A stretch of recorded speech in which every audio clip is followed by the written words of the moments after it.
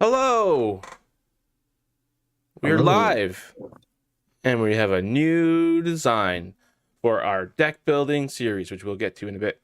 Hello, everybody. Hopefully, you're watching this later or you're watching this live. We don't have anyone live right now, but that's because the bot is slow.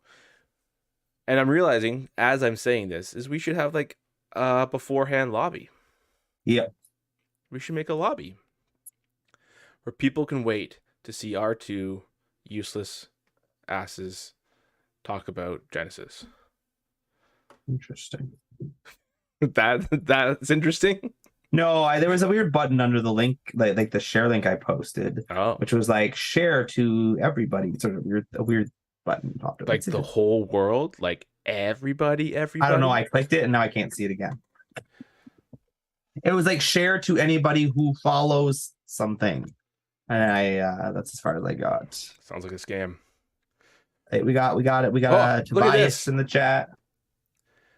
We have, but OBS is lying to me because it says we have no viewers, and yet we have a viewer, unless they literally signed on, typed something, and then And signed left. off, or it takes forever to update. One of the two, but hey, that's what it is. How are you doing, Alex? I'm doing all right. It posted YouTube. Now I'm going to share the next one just for fun, in case people like Twitch better, I guess. HG official, yeah, it's going out. It's going around. We should probably have a uh, a lobby so that people can hang out. Hi, I'm a viewer. Well, hello, viewer. Welcome to Deck Building 101 with Alex and Will, where we will not agree on how to build decks because we tend to not agree on a few things, and there's a bunch of things we just can't not agree on as well, though. So that'll be fun. Are you on Facebook right now, Darren? If you could you post the Facebook link in the Discords? Yeah, Facebook ain't working. Hey, Facebook doesn't work for us for some reason at the bots. It says But Restream needs to access your Facebook account. Reconnect, and I don't have access to do that. oh, we got a second person. We found a yawn. I didn't Oh, post a link. Well, what are mods have one job: post links. All right, Alex, what have you been playing? Have you been playing? yeah. Actually, technically, I played two different things. I played the RPG this week. Oh, yeah. How did that go? I haven't had a chance to do it yet, but So there's three characters: Long, Alta, and Bliss. We didn't realize that apparently there was only three of us. It was me, Adam, and Steve. Um, so obviously we only played two characters. We played Long and Bliss, but apparently we were supposed to play Alta.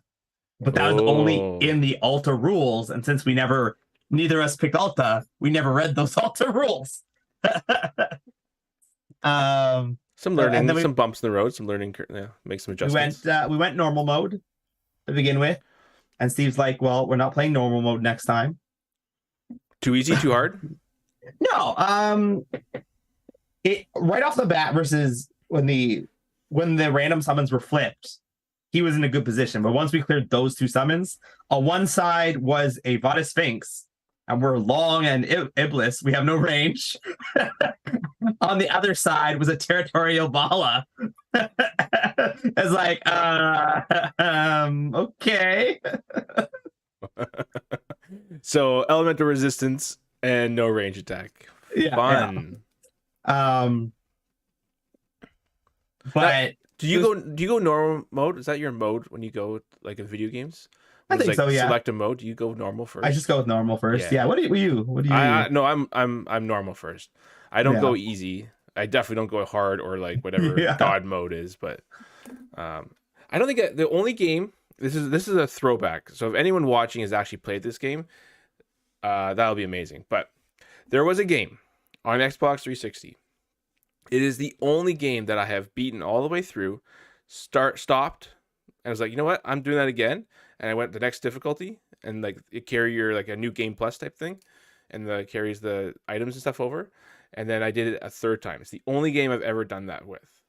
And What that game was it? was all right. It's a little embarrassing, but it's not actually embarrassing. I think it's a great game, but it just got terrible reviews. It was Lord of the Rings: War in the North.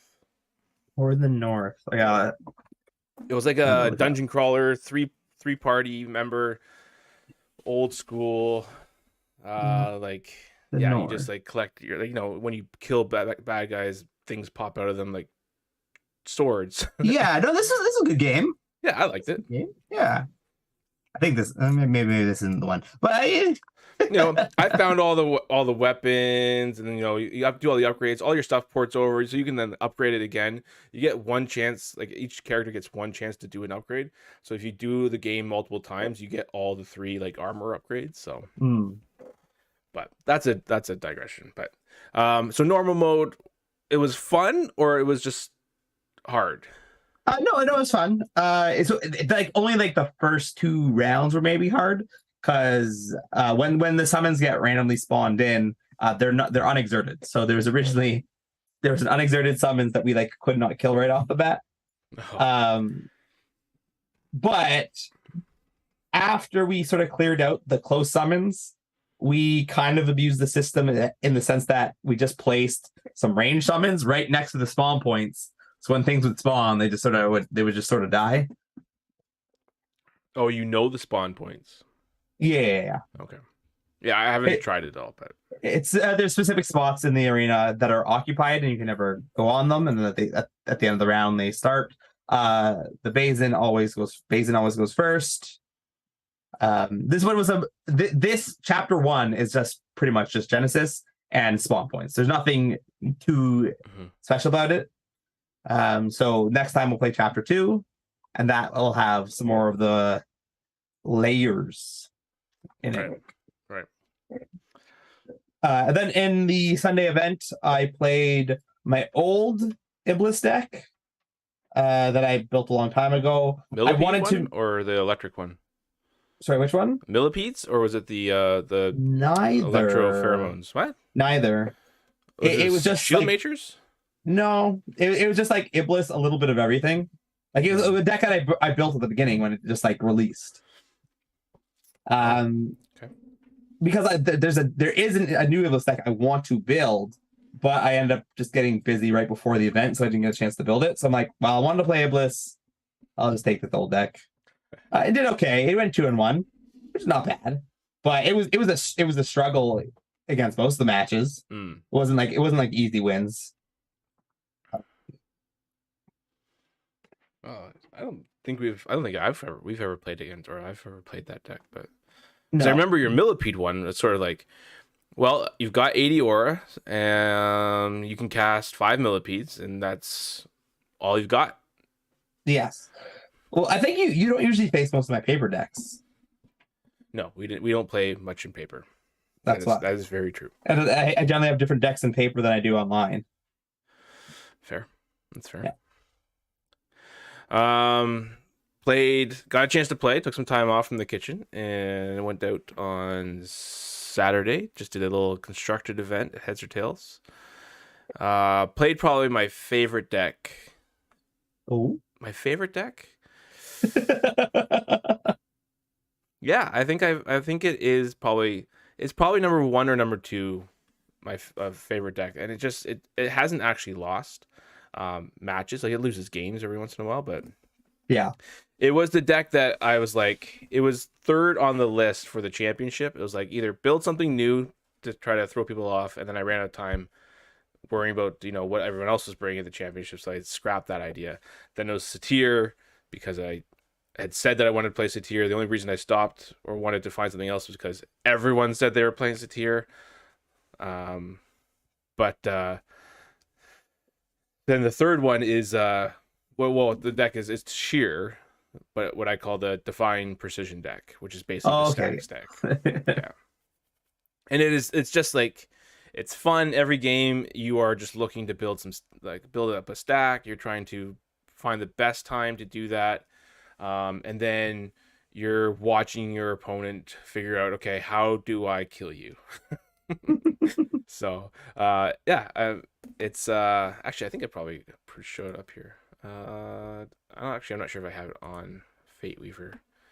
It's a paper deck. Ooh. To sheer divine precision.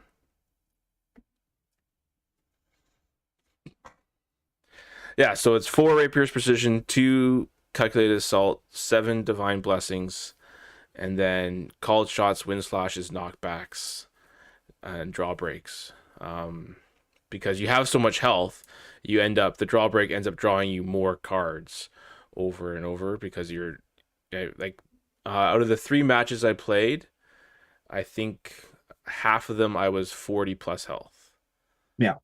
At one point in those games, to the point where my one opponent was like played their whole hand. They were Nubia. They had 14 cards. They played all their bolt shots, all their wind slashes. They got me down to 8. They had 2 cards left in their deck and no aura, and they just conceded because they couldn't actually kill me at the end. Mm-hmm. So, but yeah, Darren says apparently 2 weeks ago everybody was playing Satyr at Forbes. Yeah, it's the Forbes people. They were like, "Oh, I'm gonna play Satyr," and then everyone pops in. So maybe it was my fault because I brought that first Satyr deck there that one time. Yeah, that one time. Well, then those Chrono Walkers did that little mini championship play the top meta decks, and then I gave them the Satyr deck, and then it performed and won it actually. So then everyone's like, "Oh, we're gonna do that." And Divine Blessing. Yeah, I made Yan a little mad. He's a little salty about Divine Blessing. He's like, I would have had you if you hadn't healed 16 or 24 health. I was like, okay. You weren't prepared for the 24 health healing? Come on, yeah. You didn't have the 24 health healing defense? So, I don't know. Looking back on it, this may have performed pretty well. Like, this could go toe-to-toe with the burn deck. It's a little bit slower. Yeah. It probably would have struggled with the Chrono Walker and Aja Tiger Katos, which there were a bunch of them. Mm-hmm. The Angel deck would have been very dependent on draws, but because if you don't kill the Angels fast enough, they would probably get you back. But they were playing so many spells in response that I could probably build a stack between them. Yeah. So, and there's just something about Tashir hitting for 5 or 6 with just an exert. It's just it's pretty potent, but it depends on the speed of the game and how long it goes. But in the end, I didn't go with this, but still one of my favorites. There's only one guy who plays a tier at Forbes. I think that's Damien, right? He's like, oh, there's only one guy. Late, but here. No, it's not late. We're just in time. It's all right. We have a smaller crowd today. We're gonna get a little intimate, teach you about deck building. Yeah, we're gonna get real quiet, talking our NPR voices. Bringing out the ASMR for everybody listening at home.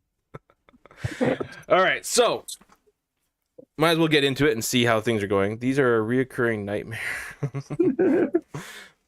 All right, so deck building. So I pitched this idea and I posted it out to the community saying we're going to do some deck building. I've heard it a couple times. We've had some new people pop up into the Discord and in different areas talking about, wanting to get started, how to build decks, or how I open these cards, how should I use them? All those wonderful things that new players go through.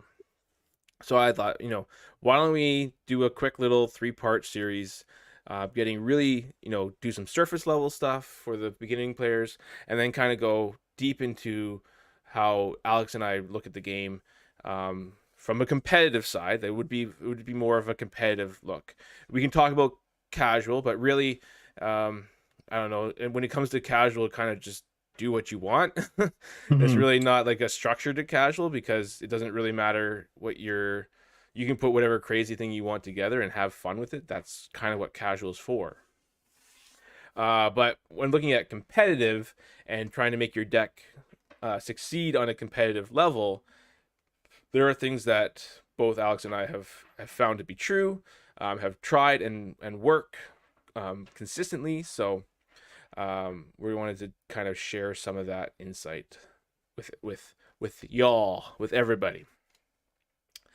So to get started for the first episode, we're going to look at basically deck styles or how to like deck types that you can build.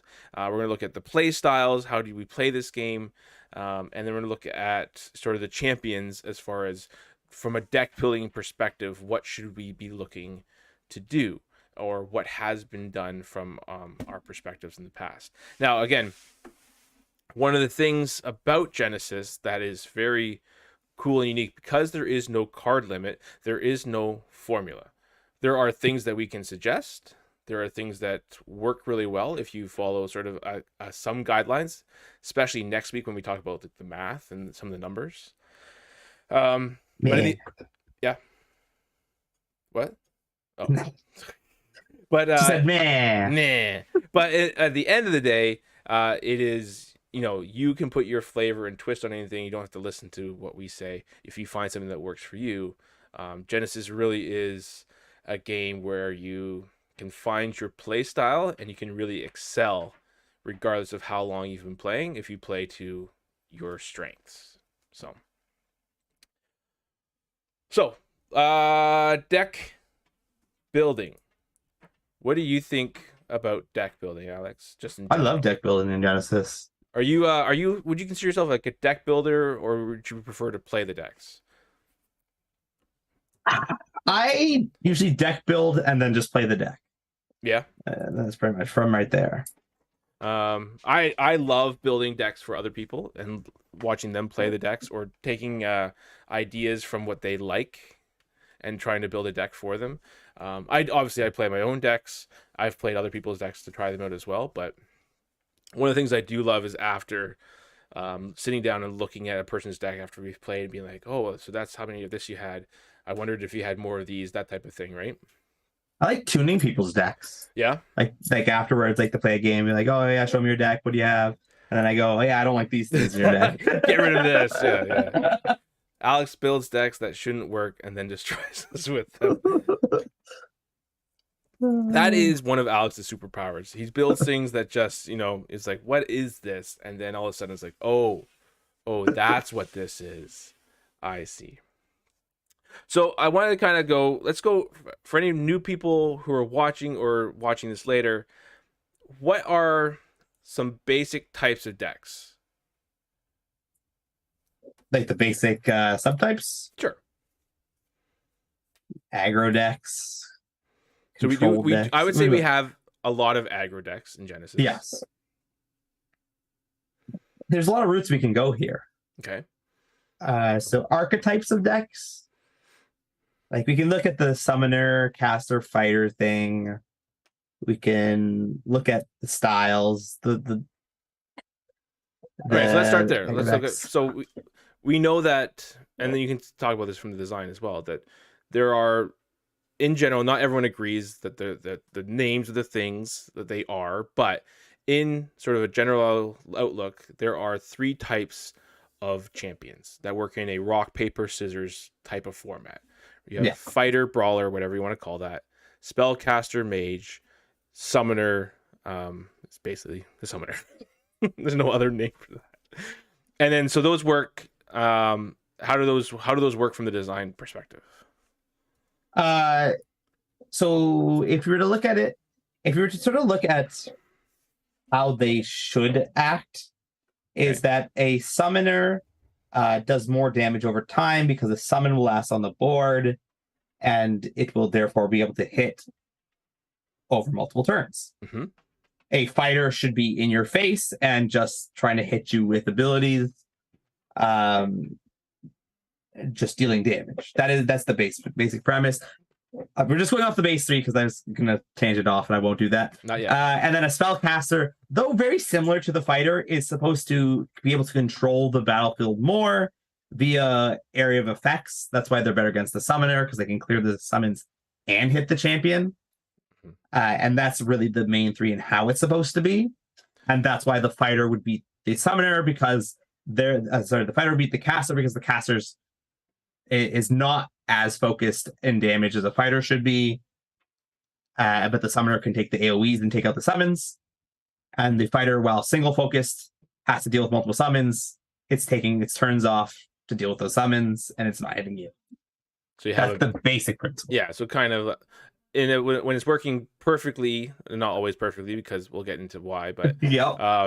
but when it's working perfectly, you have basically a rock paper scissors look format where caster beats summoner, summoner beats fighter, fighter beats caster, and you kind of, that is the middle triangle of the bigger pie. But how, even though that is sort of rooted in sort of the basis of the game, how you go about doing that and what we found out over time, sometimes we can blur those lines. So in a fighter deck, you would expect from a design point that the champions would have a little bit more energy reduction, a little less aura, and the big key there would be the health. Yeah. Because if you're going to go by yourself into an arena, then you need to be able to take a few hits or have the capacity to avoid those hits. Yeah. Now, the one that is different there would be Iblis, right? Yeah. Because Iblis, by all accounts on paper, I'm just pulling up Iblis as I talk.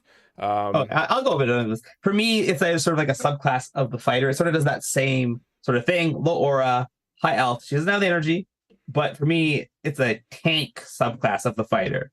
Wants to get in the face. However, it's not necessarily going to kill you fast. It's going to kill you slowly and outlast you. Mm-hmm. Yeah, that big health pool and that big damage resistance, which takes away a point of damage each time that damage is coming through. The next biggest there, so we could go to like a long. Oh, if I could, sorry, get rid of this. How do I change this? Doesn't work. Try. There we go. So we go to long. Long has the next set of health, which is 28. Wherever long is. Right, 28, 100. Yeah. Has a 2 attack, has a cure ability. Do you see long as a fighter or as a sort of a subtype of fighter? So if you were looking at that perspective, you could almost see him like a tank subclass just because of his health. But he doesn't have. If you're looking just at base body, he doesn't have that extra thing to push him in the tank, right? As a tank, but it's sort of he balances that out with summons being an inclusion of his own extension of health. Right. And then the person currently with the most health is Malik, right? At 30 health. One of the first champions. Again, just basically an attacking, lots of health, kind of one energy reduction type. So that's sort of your fighter class. Then your spellcasters typically would have a bigger aura pool.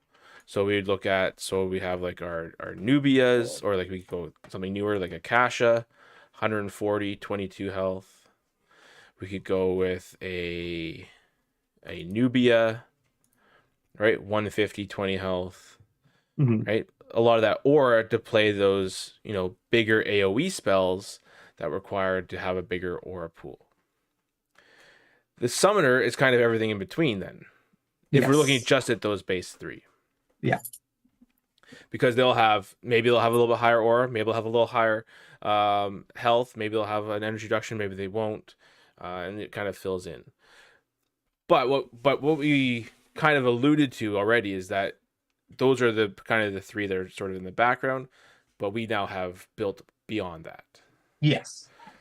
So what would be that next layer of champions? What would you call it? I guess it's those, like you mentioned, subtypes or hybrids, right? I wouldn't even say it's like that next level. It's just naturally how you're going to build.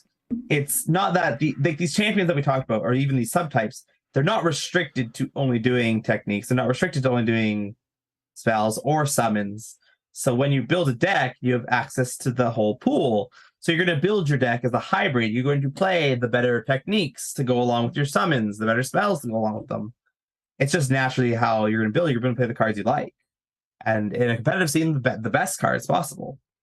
So let's look at the last championship. Last championship, we had some of the top 4 decks were a lot of blue, a bunch of Katos. Yep. We had Anubia, Angels, Yep. and was that it? In the top four? That top four was three Katos and Nubia. Three Katos and Anubia. Yeah. Sounds like a shitcom. Did But so all of those were running summons, all of those were running big spells, and some of those were running energy. Yeah. So how then? So if we have sort of this idea, we have like the spellcasters, fighters, summoners, but then the cards themselves get applied to those decks as well. So what?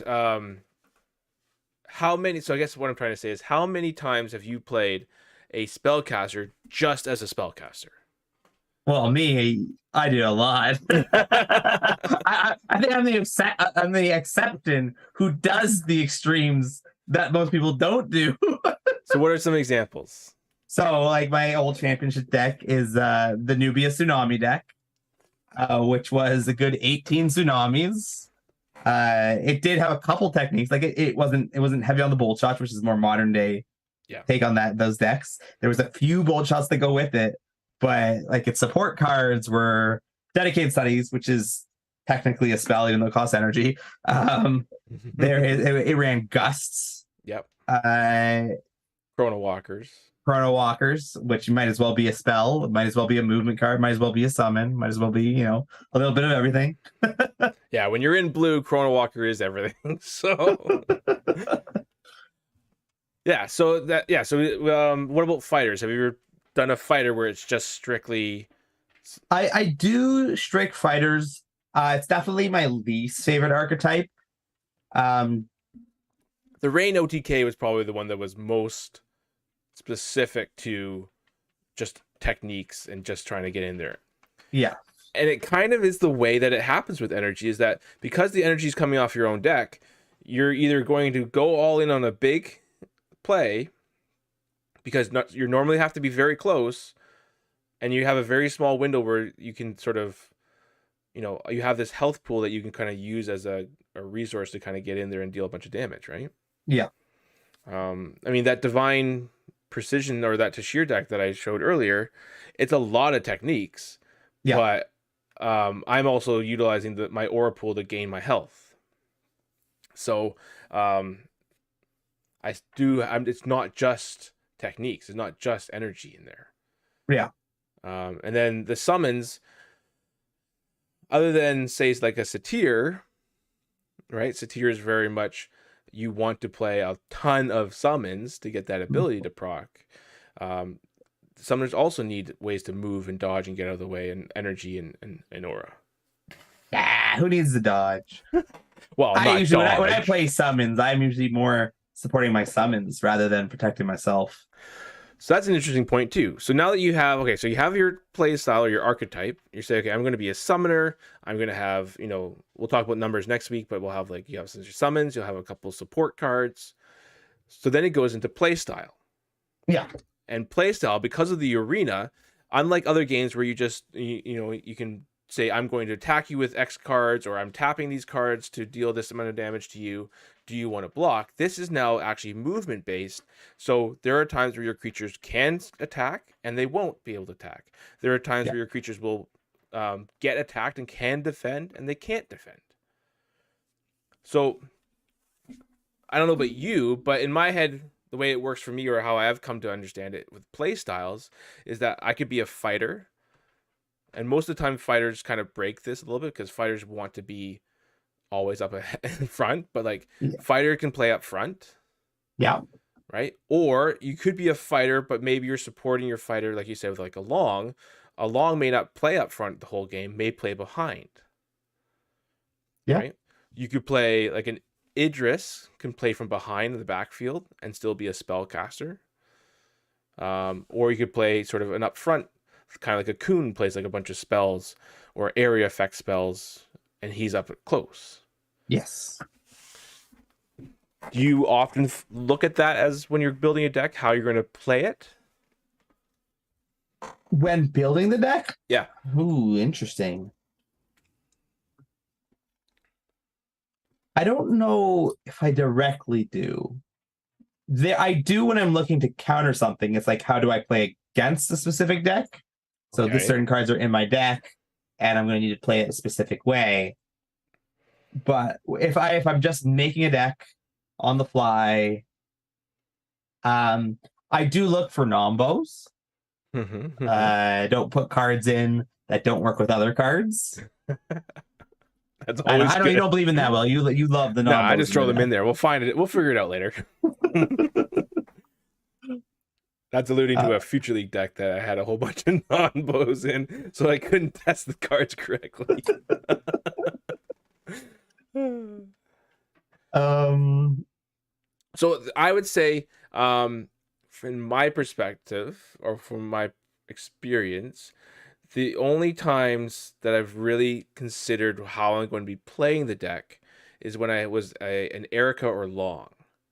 Because I knew that Long, for the first half of the game, I'm going to be standing behind my summons. I'm going to be advancing or sitting back depending on the board state.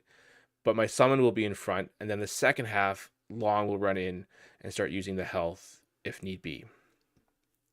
Or yeah, like an Erica is going to sit back, establish the summons, and try to deal damage with the summons and work around being more of a summoner than a caster in that case. Sometimes I run the landslides. If that's the case, then I'm going to run and push Erica up further because that spell's dictating how I need to play the deck. But then there's a lot of times where when it gets late in the game, I may actually body block my summons to give myself more turns in order to kind of create some space on the battlefield to establish positioning.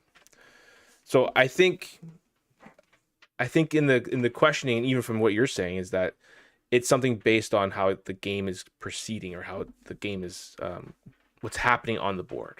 yeah, yeah.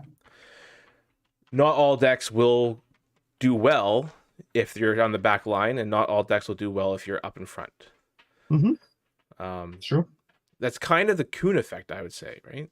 The Kuhn effect is that if Kuhn's going to get up in your face, can you deal with that? Yeah. So, all right. So we have basic ideas of what types of decks and playstyles. One of the things that you and I have worked on together in the past was this idea of hybrids and hybridizing the actual playstyles and the deck archetypes into into a one type. Everyone could be a hybrid. Is basically what we said, and we did that for a while. I don't know if we still see those.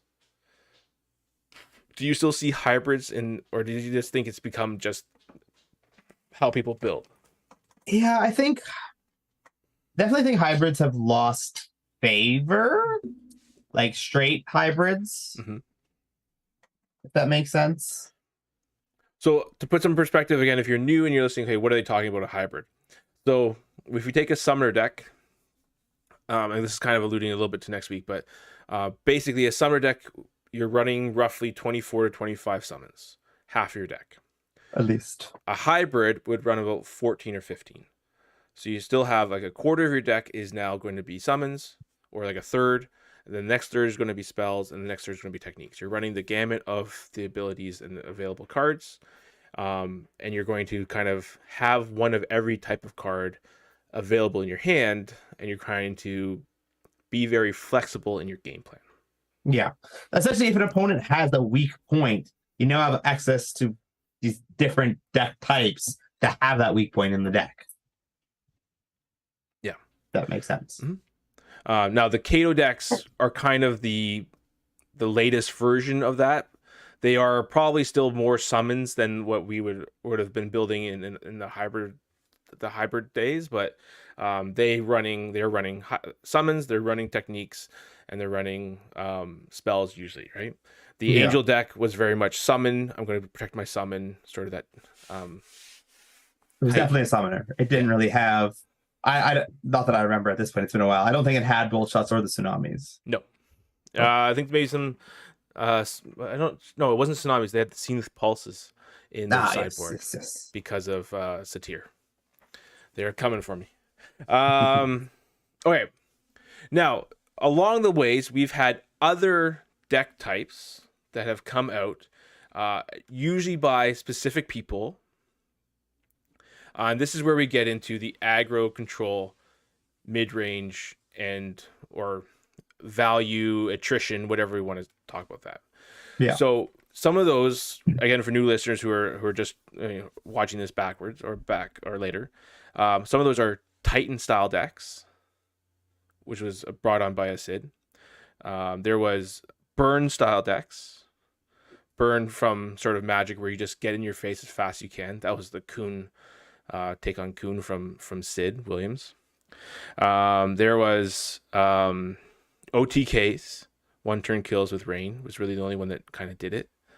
There was sort of the control, and this is where I want to get into what your thoughts are on control, but I would say the 2021 championship Ruben's core Death's Companion deck was kind of like a gotcha, come at me, but you're not going to get me sort of weird value kind of control-y type thing. He had cog restricts in there, but we can talk about that in a second. Okay, we'll talk about it.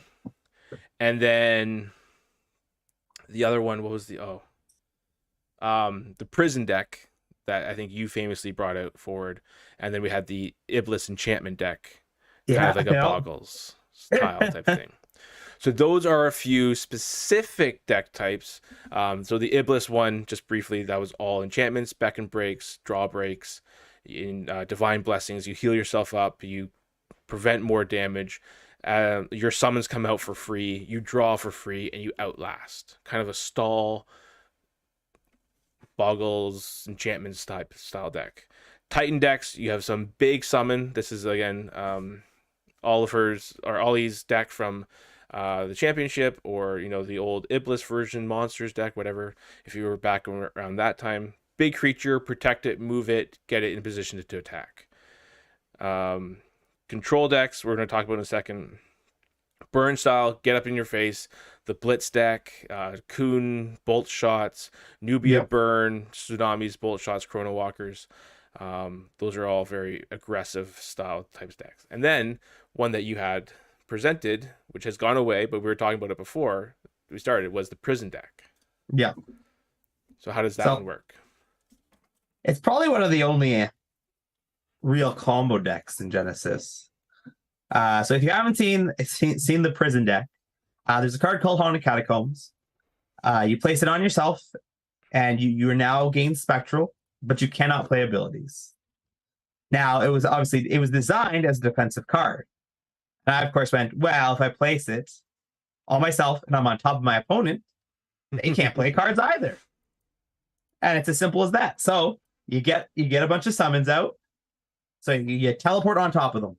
Place a summon in all three spots so they can no longer move, and drop the catacomb so they can no longer play. And that's pretty much it. You generally get them once you're there, because now they can't really do much.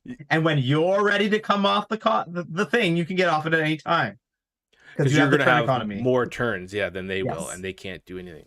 Now, something that you had actually started building this before Origins, and something that came into Origins that made it two things came in. One made it very, very good and very, very powerful, and the other thing made it very, very easy to get around. Was the cast summons. Yeah. Because Haunted Catacomb specifically says, while they're on there, they gain Spectral, and Spectral says you cannot be targeted by attack abilities, and cast abilities aren't attack abilities. Yes. The part that made this kind of, no one actually brought it, I would say, to an actual event, because Kun can get off very easily with his move phase, and Kato can get off very easily. Yeah, it doesn't work against Kato either. And because he can always make the space to get off, and it breaks the combo. Yeah. It also might not work against Iblis, but that would depend on how the changes work. If it was still built around placing 1/1s, because that's how it currently is. The 1/1, because you're getting the 1/1 from Call the Bones, and they will do nothing to Iblis. So. Yeah. So let's talk about. So we know there's lots of aggro, but let's talk about control. Yes. We don't see much control out there. That's what I was going to say. Yeah. There's not much in the traditional sense of like, I'm going to counter what you're doing until you've run out of resources, and then I'm going to win. Yeah. Or I'm going to stop you from doing everything and you can't win and you give up. Yeah, Those are basically reductions of how control works. for sure. I one deck that I need to bring back. I feel like this is just all it is making me think about my old decks. Is my favorite deck was the control deck. Control deck, yeah. Because you turn one, you triple move, and now they're in your cog restrict range. You can negate any HE summons, any big spells or techniques they want to play.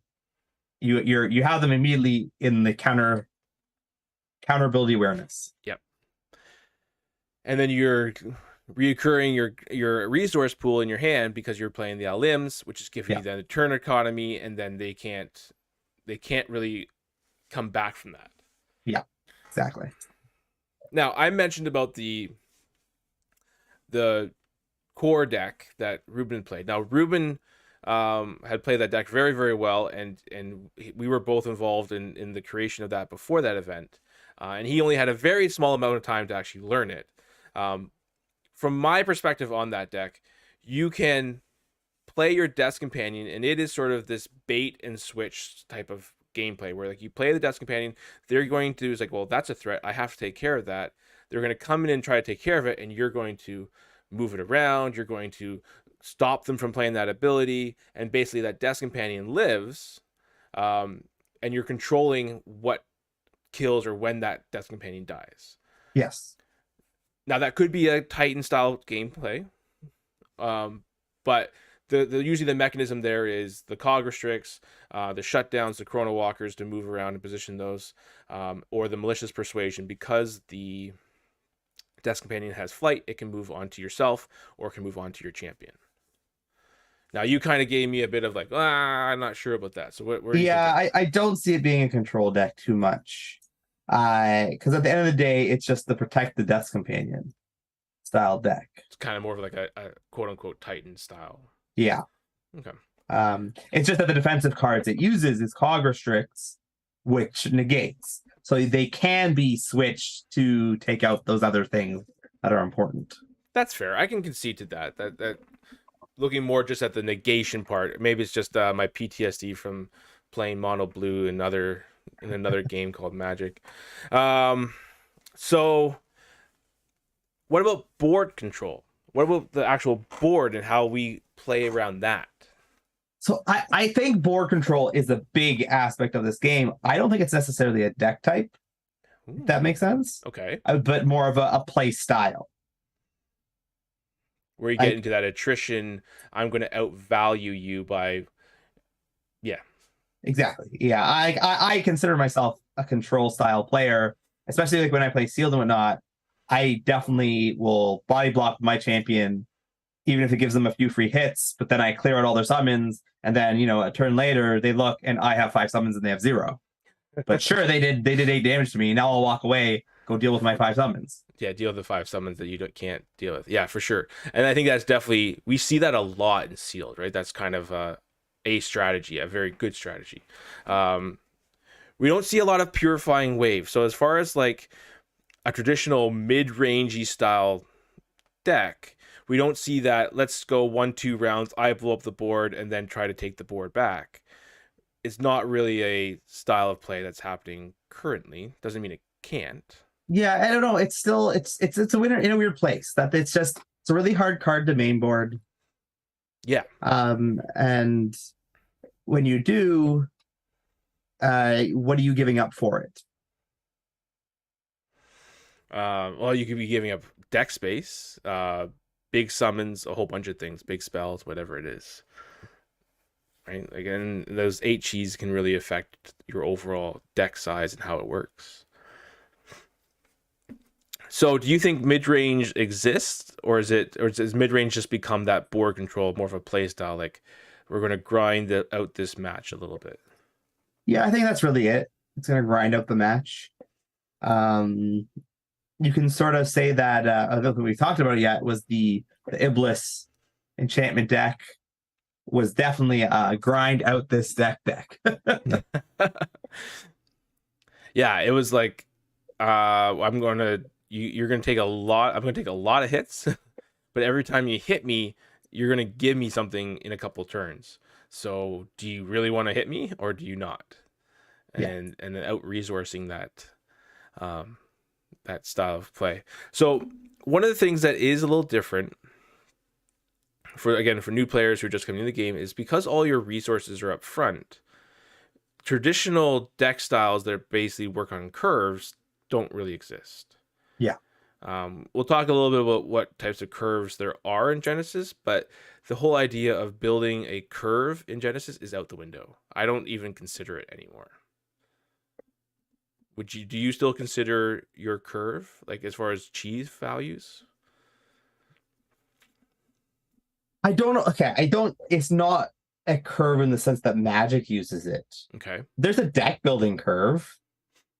Like when I'm building a deck around a specific HG, I have the 8-6-3-3 curve where I just do a whole bunch of 8s, 6, and 2 3s. I could do 8-5-3-4. Like there's weird deck building curves like that. If that makes sense. And we're definitely gonna look at some of those next week for sure. That's definitely getting into the minutia of like the numbers. But I remember a time when I was first starting and people were talking about, well, you can build your bell curve where you have more 5s and less of the extreme cheese, or you could play a disruptive curve where you have all 8s and all 3s. Interesting. Zog says that when he's playing blue, his curve is pointless. But other colors, he tends to have a curve, which is interesting. Yeah, I would love to see some more deck specific decks that are blue based, and that may just be because what blue has at each chi level there is a lot. So that's definitely something that we want to touch on next week with the numbers as far as what numbers of cards and stuff like that. So the last thing I wanted to touch on this week was looking at some of the champions. And hopefully I can go back here to, where is it? Decks? Yeah, there we go. That works.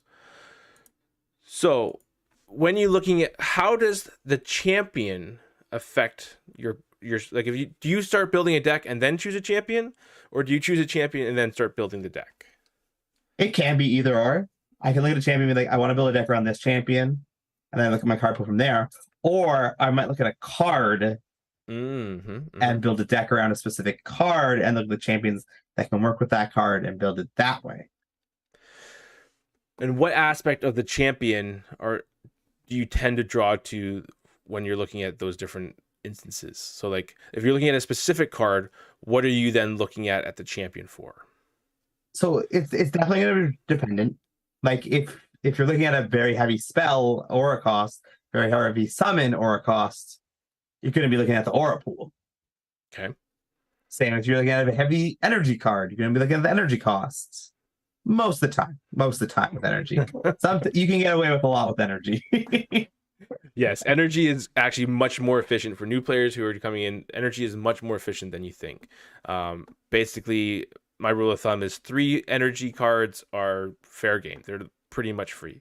And the time that it's going to take you to win, you can play a lot of 3 energy cards. Yeah. When you say 3 energies, do you mean like they cost energy 3? Yeah. Or you mean just like 3 cards that have energy cost in your deck? No, it costs the energy of 3. Okay. So like because of like if you have 44 cards, yeah, right? You can still play 10 of those 3 energy cost cards and still have enough for draws in the round. So you're free to play those in the sense that as long as it's progressing your game plan. Or you can play 3 cards with a cost of 10 energy. Sure. If you want, you can. Hopefully That's you're what winning. I would do. Hopefully you're winning. Well, I'm not going to deck out. I only play 3 of them. It's only 30 of my deck. I'm still good. And to Zog's point, it is one of the reasons why Bolt Shot is so good is because with 1 energy reduction, Bolt Shot can do a lot. With 0 energy reduction, Bolt Shot can do a lot. Yeah, 3 to 4, sure. Well, we can push. Alex wants to push it to 4. Okay, so my big thing this is a hill that I will die on, and I know you don't always agree with me on this. Okay, I'm ready. When a champion is designed and comes out in paper, you can build a deck ignoring the abilities of the champion. You can build a deck based off the stats alone. It may not always be good, and it really is dependent on the champion, right? Odara doesn't do this very well. All right, so if we cut out all the champions that it doesn't work for, I'll give it to you, Will. And is that 90% of them? No. Wait. But okay, so basically the premise is that yes, the champion has abilities that dictate or direct you into a certain type of deck, but a champion also has stats, and sometimes those are very much aligned. So case in point, Nubia, you draw more cards and you have all the aura you can start with. You just go to town with aura, either summons, spells, whatever it is. Yeah, I would say Nubia's the epitome of that. You can do anything with her. Yeah, you can. Yeah, draw is just that good. Yeah. Kun, you have the movement, so anything that's up close. So there's okay, right. You can just move in anything that is up close or dealing damage, right? Or you could be like, well, anything that's action speed is now going to be swift because of the movement. Sure, but aren't you now technically contradicting yourself because you're talking about how Kun has this movement? No, I'm saying that's you're looking at the abilities there. Oh, okay. You're looking sorry. at Continue, the ability, continue. being like, hey, Nubia draws, Kun moves. Those tell me what my deck is going to do. Yes, got it. Okay. Yes, I agree. So, again, we look at Satyr. Yeah. So Satyr, if I pull up Satyr really quickly here, Satyr would be, let's say Satyr has this reinforcements trigger, right? If you want to have that actually trigger and do it, you're going to need to run a lot of summons in your deck and play a summoner. But when I look at Satyr, there's also a part of me that's like, you know what? I have 24 aura and 135 aura. Sorry, 24 health and 135 aura. If I ignore the reinforcements, I have more health than some of the fighters, like say like a Raha has only 22. Kun has 26 and now I'm 24. I'm pretty close. Core has 25. I'm at 24. I could play Satyr and never do that trigger. I still get to look at the card. I don't get the reinforcements. I just know what my next card is going to be at the end of the round instead of at the beginning. Yeah. Do you think that Satyr could function as a deck without any summons? Not a chance. All right, well, that's your challenge now. I want you to come back saying you've won a tournament where you're winning with Satyr and you're running no summons in the deck. Again, this is where we disagree sometimes, because it's at least on paper, at least theoretically, I want to pursue it. Have I? No, not with Satyr. But someone like Core. Yes, I would. Okay, sure. I think Core can do it because Core is in that line where sometimes your ability is just not used. So it's sort of the Fang thing too. Like the ability's not used, the stats are just solid. Like they're good mid range, good health, good aura, good enough energy. That's it. So you're saying that stats can apply when the ability is not always relevant. Yes. Interesting. But the question is, as the champion pool grows, I then think those champions would just get knocked out if other cards came that could do similar things but add relevant abilities. If that makes sense. Yeah. No, I'm following. I'm just trying to I'm just wondering if maybe I've been just thinking we're thinking the same thing, but we're doing it from different approaches. Different approaches? Maybe. It's possible. Possibly. Yeah. Because again, as I said at the beginning, you can build your deck however you want with whatever champion you want, right? Like you could build Nubia with all energy cards. It's not going to go very well though. I think it'll just go just fine. Interesting. You just be okay, fine. You have to build an all energy Nubia and try to win. All right. 25 bolt shots. Bolt shot. No. What about say Malik? Let's pull up Malik. I agree. I think Malik's capable of doing it too. I think Malik's ability is very neutral. It's not something you commonly get to use ability. I You don't don't have any. commonly get to use his ability. I don't have any Malik decks. Whoops. Yeah. Um. You're right. At the end of the day, there are certain limitations on what you can do because, as we'll see with when it comes to the actual card pools, right? If let's look before Origins came out. What was Axon's best energy card? Yeah, Dedicated Studies dedicated studies. or Sidestep, which is not even an Axon card. And if you look at what was Bellum's best spell or best Best summon. or No, best summon. best summon. What do they have summons? No. Does Bellum have summons? No. No, Okay. Ahayam is probably the best one now, or Tower Sphinx. Yeah, Those two Tower are Sphinx both is, fantastic. favorite. But nothing compared to other summons that we have in the game. Is it bad that and Tower Sphinx at the end of the day is an Androthera, just a slightly better Androthera? Well, it's just a cheaper giant Sphinx Eater.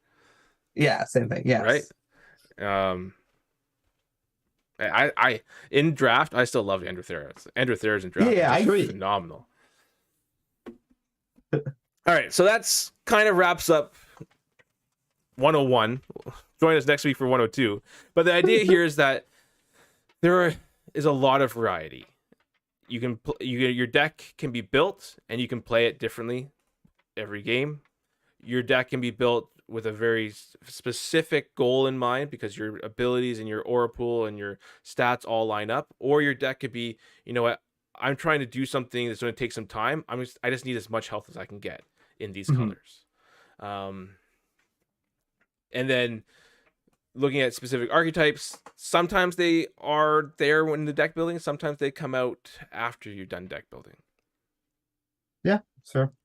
There's a lot of aggro in Genesis. It works to the way that the board works because aggro is not like 1, 2, 3 kill. It's kind of move in slowly, trade back and forth, but keeping the pressure on. Control is awkward. It's a little bit different. I like that. It's not your traditional control. And if we're lumping control with a sub theme, it's that sort of value attrition. I'm gonna board control. I'm gonna outvalue over time. That's definitely how I would play. Everyone at Heads or Tails plays me so much, so I can't use my normal move anymore, which would be where I just send an obvious summon that's going to die, but I just send it right in front of the opponent's champion, just to say you can exert and kill this if you want right now. Because if they exert, they don't get a turn, and trying to use that turn economy on them. Like if I have like a 1/1 or a 2/1, I'll just send it up and just be like, hey, I'm going to attack you with this. And if they don't react, I get damage in. And my 2/1 and my 1/1's done something. Yeah. Or if they do attack, I might get a turn, or they might have wasted a card.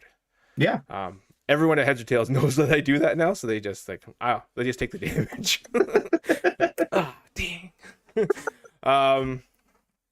And then so mid range is not really something that traditional sense of mid range isn't really there. It is there in different spades, but it's more that attrition style. And of course, combo. Combo, I think right now is pretty much in the casual category, though. Yeah, I agree. So with that in mind, with that review of deck building as we wrap up, how do you feel about Genesis from a deck building perspective? Do you think there are lots of options for new players coming in, or do you think it's... Oh yeah, for new players coming in, there's so much opportunity. We have a new player in our play group right now. Though it's funny that he's playing a similar deck to one of the other players right now, but he picked up Monot and he's just enjoying it. Yeah. That's really cool. The other thing that came to my mind was that, because of how each deck can be unique, and you can sort of, like you kind of said there, like you picked up on like a new player playing a very similar deck to someone else, but those two decks will be very different depending on the play style, right? Yeah. I have run a different deck every week since I started. That's what That's I try to do too. that's awesome. Yeah. Yeah. That's awesome. I definitely have built a bunch of decks. I have now settled into a bunch of decks that I like, and I enjoy playing those. And I've been playing for around a year now. That's awesome. I would love to see some of your decks as what you've building, what you've enjoyed, what you've learned. Next week we're gonna do deck building part 2. We're gonna get into the actual math and the numbers. It's gonna be a bit heavier on like how do we build a deck. We'll probably end up building a deck from scratch, looking at the numbers and looking at how many of cards, cheese, distribution of cheese, how many do I need to put in a deck to get a card in my hand in the opening. Again, there is no formula that we have. There is no specific amounts. It's just from experience. There is no hyper geometric calculator for this type of stuff. But yeah, that'll be next week. And then the final week, we'll look at, what did I say? We'll look at how do you use sideboarding, how do you optimize, how do you go about tweaking and adjusting. All right, thanks everyone for watching. There should be, the only announcement that we had for this week was there should be Forbes, I think, has one of their championship pre-events this Saturday for sealed. I think Heads or Tails is as well.